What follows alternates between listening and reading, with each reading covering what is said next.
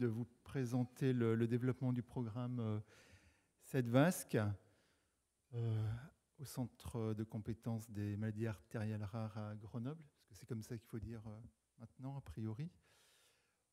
Alors, très rapidement, pourquoi de l'ETP dans le CEDVASC? Bon, vous êtes tous ici convaincus de l'utilité de l'ETP. Il n'y a pas de programme existant dans le CEDVASC. Et puis, on voit bien en consultation qu'il y a quand même de nombreuses situations, de nombreux enjeux éducatifs, notamment autour de la transmission génétique et autour des traitements. De plus, il y a une demande forte qui est exprimée par les patients, par les associations de patients, comme l'AFCED, comme l'UNCED, jusqu'à l'échelon européen, avec les groupes au sein de VASCERN, et notamment porté au niveau français par Madame Guerrier, de l'association David et de l'AFCED.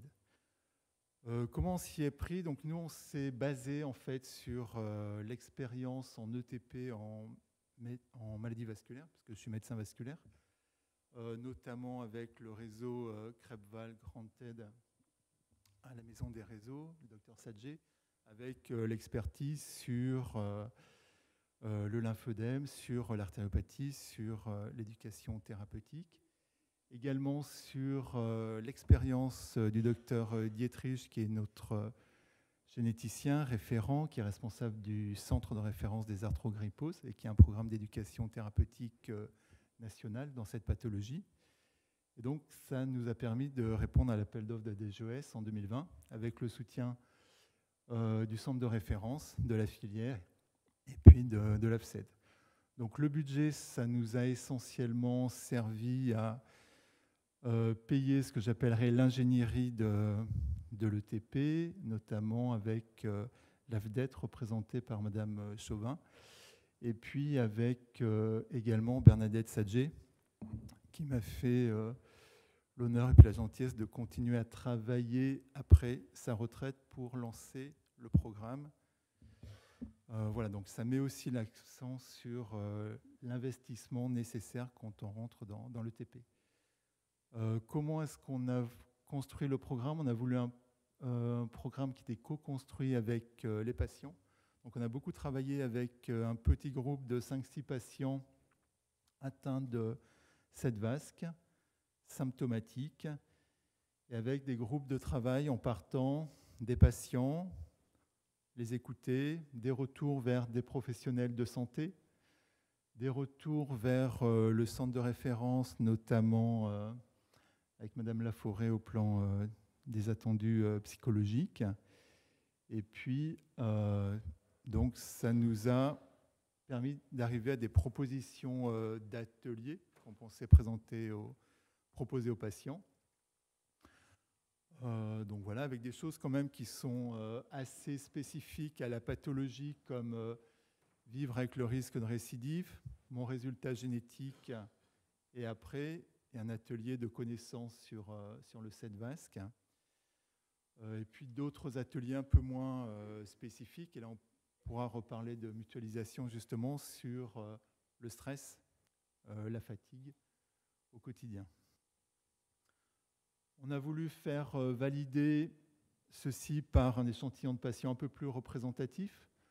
Donc, on est passé par l'AFCED, par le centre de référence, par quelques centres de compétences pour demander aux patients ce qu'ils pensaient de l'utilité de ces ateliers. Donc là, sur un échantillon assez conséquent quand même de 74 patients symptomatiques, pour la plupart des ateliers, on voit qu'il y a qui jugeaient ça utile, voire très utile. Voilà. Et puis pour rebondir sur la communication précédente, on voit effectivement que l'atelier destiné aux proches, qui est celui à droite, était peut-être un peu moins bien coté que les autres. Donc il y a vraiment une problématique qui est sans doute très complexe avec justement les aidants et puis les proches. Voilà, donc on a été conforté, on a continué à travailler pour créer des ateliers avec des séminaires. On a mis en place des ateliers tests, ou plutôt on a testé des ateliers sur l'année 2022. Voilà, mon résultat génétique est après, animé par notre généticien, une conseillère en génétique. Stress et bien-être avec une infirmière formée aux techniques de yoga, notamment de méditation. Fatigue au quotidien. Donc là, c'est un atelier, parce que moi, je suis médecin vasculaire, donc je voyais surtout les patients par le prisme des dissections, des complications, et je n'avais pas ressenti dans la consultation non plus cette problématique de douleur et puis de fatigue qui est ressortie des entretiens. Et donc là, c'est un atelier qui est animé par notre patiente partenaire, également une patiente partenaire d'une autre filière qui travaille sur la sclérose en plaques. Il y a aussi cette question de la fatigue. Et enfin, la réflexion sur l'activité physique, animée par notre cardiologue et puis une enseignante en APA. Voilà, on vient de déclarer le programme à l'ARS. Là, c'est tout récent, c'était il y a 1 mois. Donc ça, c'est fait. Les pistes pour l'organisation du programme en 2023, c'est de commencer au niveau régional, sur la région Auvergne-Rhône-Alpes, où a été déposé le programme. Voilà. Et donc, j'en ai discuté avec le docteur Guilhem, ici présent, avec le professeur Lehello, pour voir si ça pouvait intéresser, diffuser l'information auprès de leurs patients et s'ils seraient intéressés à venir sur une session d'HDJ sur le CEDVASC qui se déroulerait donc dans le service de rééducation cardiovasculaire et de médecine du sport à Grenoble. Donc c'est l'hôpital Sud. C'est un établissement qui est un peu plus agréable que le gros hôpital Nord, tout vieux, tout moche, tout gris. Et puis, je trouve aussi que c'est un bon symbole pour ces patients auxquels on dit souvent ne bougez plus, ne faites plus rien, de venir faire de l'éducation thérapeutique dans un service qui a une orientation quand même de rééducation cardiovasculaire, mais aussi de médecine du sport. Voilà, ça c'est mon casse-tête actuel, c'est de caser les ateliers avec les intervenants, avec leur disponibilité à la fin du mois de mars. Donc l'idée, et bon, ça génère aussi pas mal d'inconnus, voire d'anxiété, ça serait de faire venir les patients le mercredi, et puis qu'ils repartent le vendredi après avoir passé 2 jours à Grenoble, et avec le soutien aussi des associations pour organiser ça. Déploiement national, secondairement, la manière dont je vois les choses actuellement, ça serait un peu comme l'histoire de la valise, la petite valisette de l'ETP, d'exporter le programme secondairement au sein d'équipes dans les centres de compétences et dans les centres de référence, dans des équipes formées à l'ETP. La question des ateliers en visioconférence, là aussi, qui ont assez débattu pour en parler. Il y a des gens pour, il y a des gens contre. Voilà, il y avait quand même, dans l'association Marfan, j'avais vu ça, des groupes de parole par visio. On a essayé, ça marche. Donc je pense qu'il ne faut pas quand même complètement le rejeter, même si le présentiel, c'est bien. Et puis, l'articulation avec les autres activités de la filière, notamment les groupes de parole qui vont être mis en place dans le CEDVASC. Groupe de parole en visio. Voilà où on en est actuellement.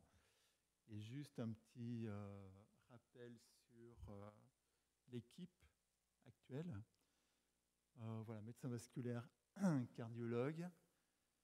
La participation de notre patiente partenaire, Madame Pézin, qui a été formée à la Sorbonne comme patiente partenaire, qui va avoir une formation ETP 40 heures là, cette année, et de laquelle vous pourrez entendre un petit témoignage dans cet après-midi. Voilà. Et puis après, on va piocher pour les ressources. où on peut, avec donc une psychologue qui elle aussi travaille dans le cadre de la CEP, et puis une APA qui travaille en médecine du sport. Voilà, nous en sommes. Merci pour votre attention.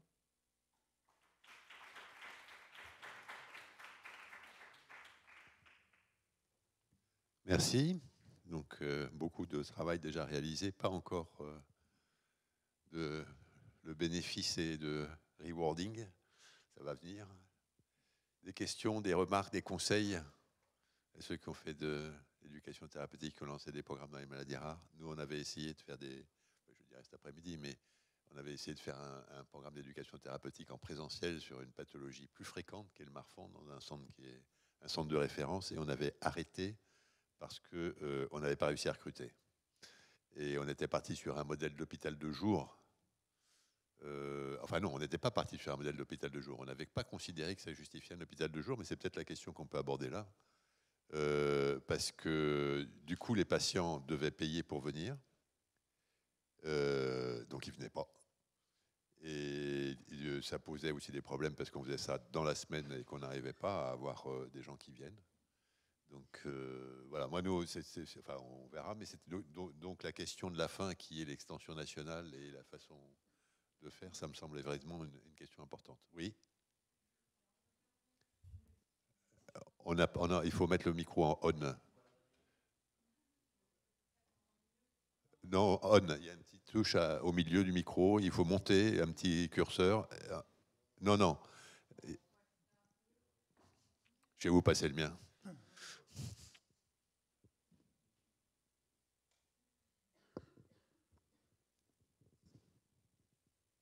Oui, merci. Juste une petite proposition, en fait, parce que bon, je m'intéresse beaucoup à la consultation infirmière et à l'éducation thérapeutique.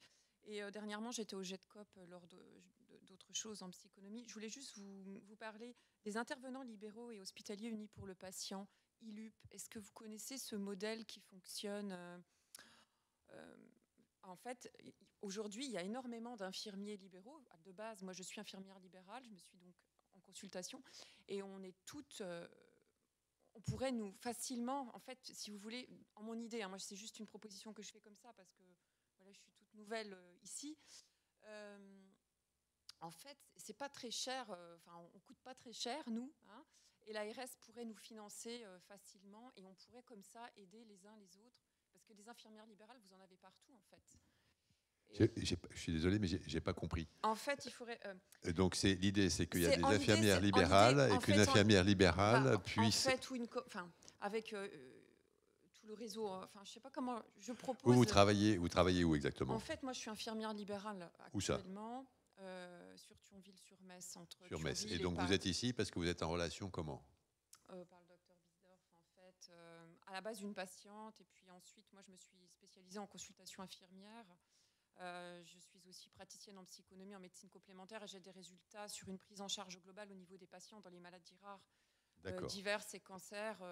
Et alors votre proposition, ça serait qu'on fasse appel aux infirmières libérales qui on pourrait payer par l'hôpital pour qu'elles viennent participer au programme d'éducation thérapeutique. C'est ça? Je ne sais pas comment fonctionne le ILUP. C'est juste une suggestion. ILUP, c'est un réseau. Donc, c'est intervenants libéraux et hospitaliers unis pour le patient. Ils se sont unis avec une mutuelle. Il y a ce format d'une mutuelle aussi qui peut intervenir, comme la MSA. Par exemple, eux, c'était ça. Et qui finançait les infirmières en consultation pour éviter, alors à l'époque, c'était les burn-out, ces choses-là. Mais c'est pour essayer de trouver des moyens, hein, des recrutements et des financements. Je ne sais pas, je lance ça comme ça, c'est peut-être complètement... Voilà, d'accord, mais non, mais écoute, de toute façon, après, toutes les idées sont bonnes à prendre. Donc, ce que je vous propose, c'est que vous essayez de faire un petit truc structuré sur ce que c'est exactement, nous expliquer, oui. Faire passer, écrire 10 lignes dessus, et puis on fera diffuser ça à tout le monde. D'accord, parce que effectivement, j'ai un modèle...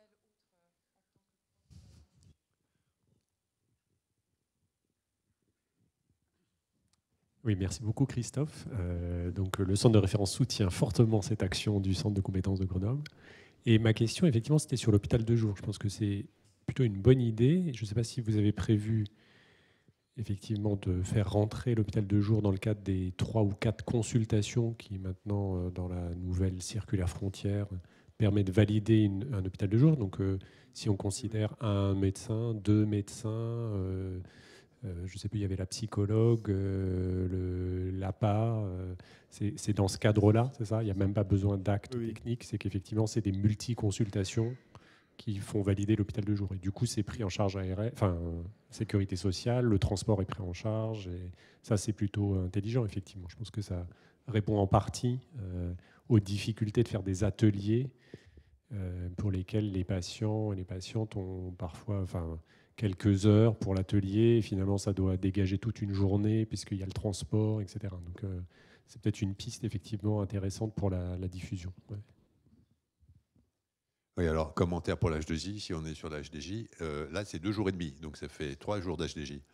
La deuxième chose, c'est que nous, le problème, c'est que la sécurité sociale ne rembourse pas les transports, sauf une fois par an au centre de référence national.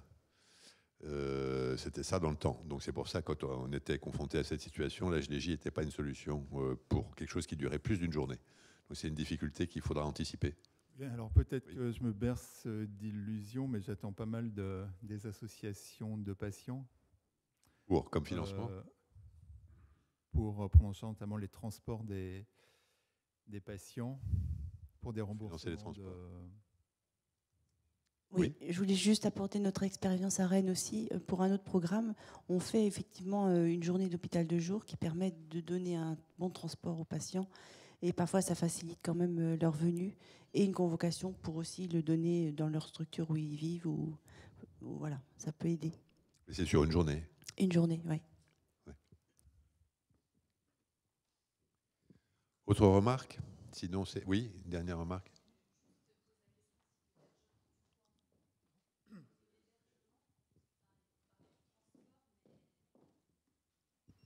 Vous parlez du transport, mais il y a aussi l'hébergement. Du coup, sur 3 jours, les gens ils doivent dormir. Enfin, s'ils habitent pas très loin, j'imagine qu'il y en a pas mal aussi qui habitent loin. Et...